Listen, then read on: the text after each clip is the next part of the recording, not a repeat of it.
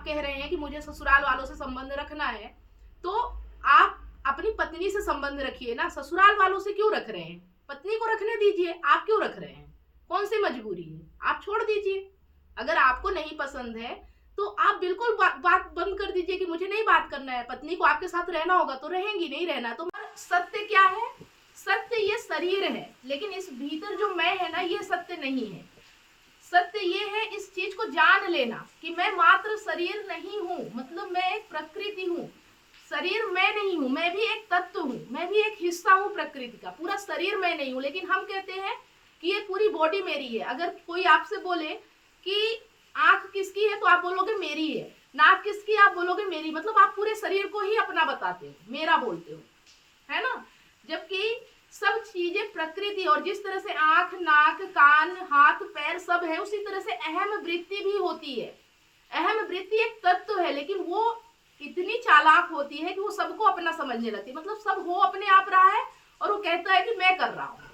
तो इसी चीज को जान लेना कि अहम वृत्ति कुछ नहीं करती है, इसी को ज्ञान कहते हैं, इसी को सत्य कहते हैं। कि अगर ये जान लिया कि जो आप समझ रहे हो, जो आप कर रहे हो और जिससे आप कुछ सोच रहे हो, वो सब एक प्रक्षेपण मात्र है और उससे आपको कुछ नहीं मिलेगा। अगर मिलेगा तो आपको आपके शरीर से ही मिल जाना चाहिए। जब आप अपने शरीर के भीतर खुश नहीं हो, आप शरीर पाने के बाद भी बाहर भटक रहे हो, तो फिर बाहर की कोई चीज आपको खुशी कैसे दे सकती है? ठीक है, इस चीज को जान लेना कि बाहर खुशी नहीं मिलेगी। बाहर किसी चीज से रिश्ता बना भी लोगे तो कुछ हासिल नहीं होगा, तो फिर आप एक खेल की तरह खेलते हो। ऐसा नहीं है कि कुछ होना नहीं है।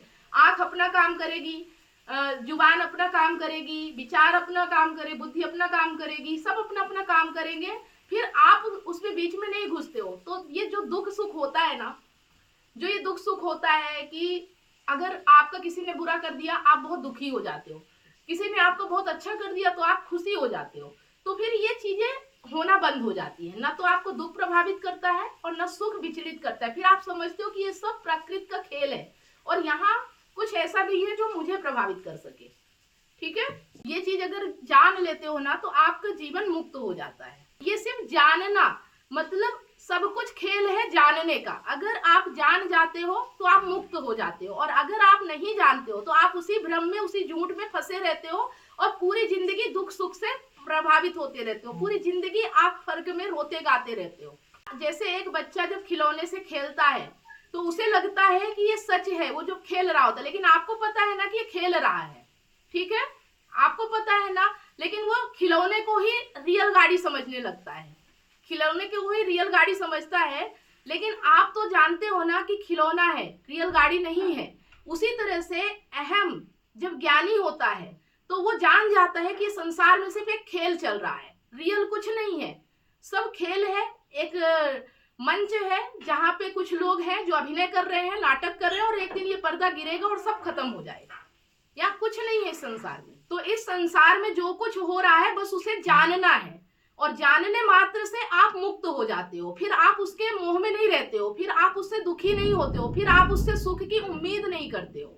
किसी एक परेशानी पे हमें काम नहीं करना है, क्योंकि हम हैं, ये अहंकार है तो ही दुख है।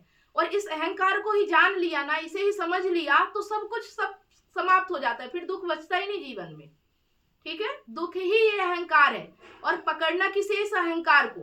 और जिसने अपने अहंकार को समझ लिया, जिसने जान लिया कि ये संसार सिर्फ एक माया है, एक मिथ्या है, तो उस व्यक्ति को फिर संसार के किसी काम से कोई फर्क नहीं पड़ता। बस वो इस तरह करता है कि जैसे भूख लगी तो खाना खा लिया, ठंड लगी तो कपड़े पहन लिए, और कुछ चीजें आए तो हाथ में पकड़ लिया, वैसे ही सब कुछ चलता रहता है। फिर वो ये नहीं कहता कि मैं करता हूं, सब अपने आप हो रहा है। तो जब अपने आप हो रहा है तो मुझे क्यों दुखी होना है ना। मेरा चुनाव सिर्फ इतना है कि मुझे दुख में रहना है या आनंद में रहना है, ये चुनाव करना है। बस ये आपके हाथ में है। लेकिन कुछ बदल देना, कुछ रुकावट कर देना किसी चीज में, ये हमारे हाथ में नहीं है। बस चुनाव आपके हाथ में है कि आपको दुख में रहना है कि आनंद में रहना है। अगर आप संसार की ओर मुख करके रखोगे तो दुखी रहोगे, और अगर आप अपने आप को जानने में समय लगाओगे, अपने आप में समझोगे, ज्ञान लोगे, तो आप आनंद में रहोगे और सुखी रहोगे।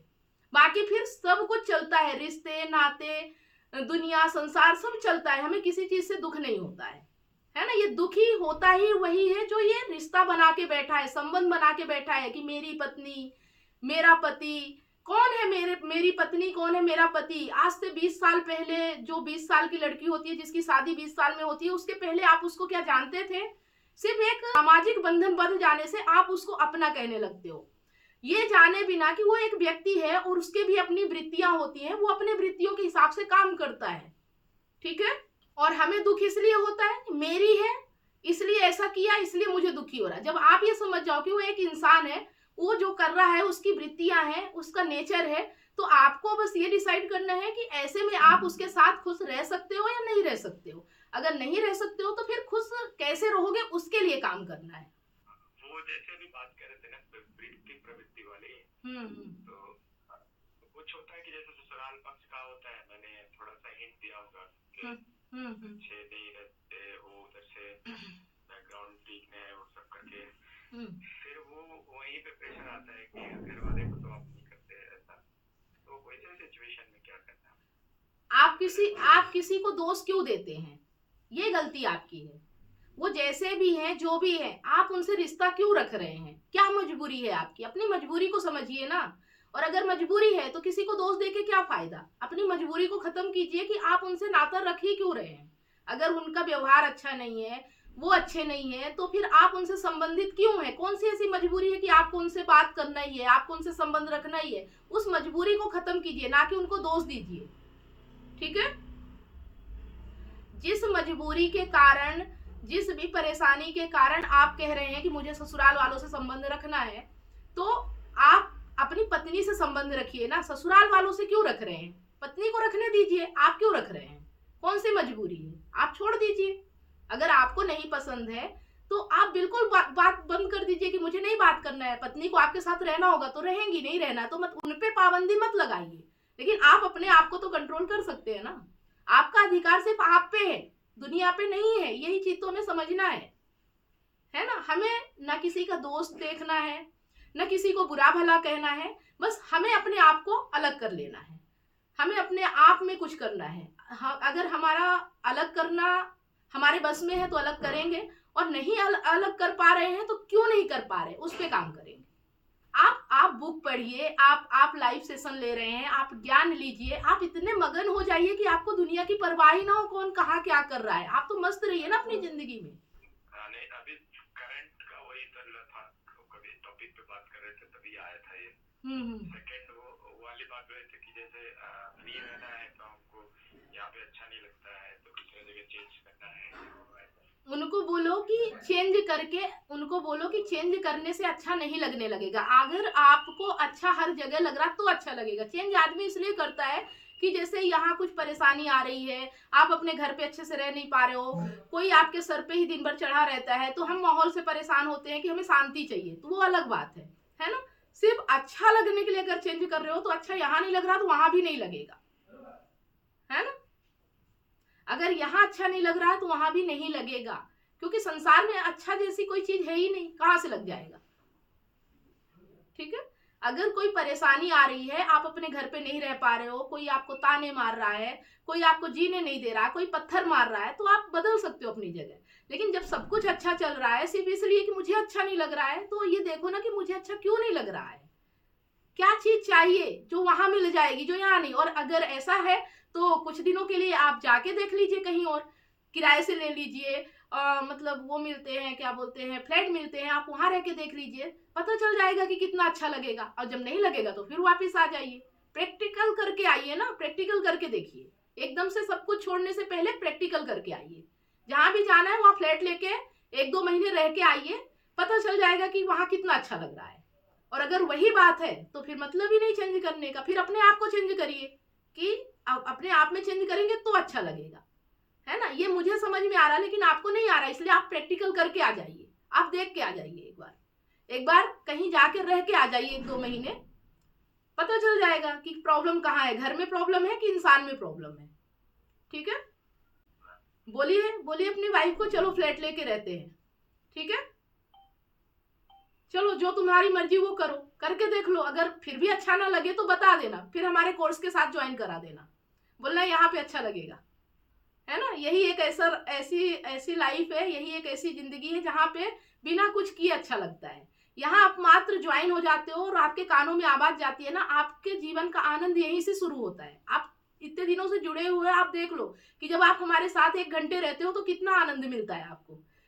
हर विचार आपके गायब हो जाते हैं, है ना। हर परेशानी से आप दूर हो जाते हो, बिल्कुल शांति आनंद की प्राप्ति करते हो कि कितना अच्छे शब्द बोले जा रहे हैं, कितनी अच्छी बातें कही जा रही हैं, और ये चीजें समझने की हैं।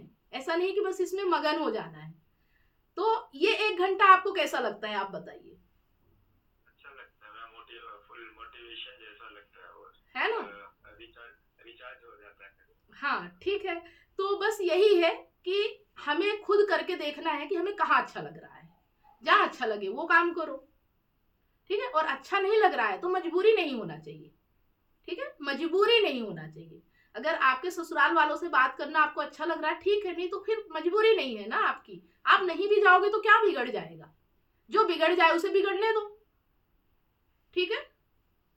जो बिगड़ रहा है, जो टूट रहा है, उसे टूटने दो।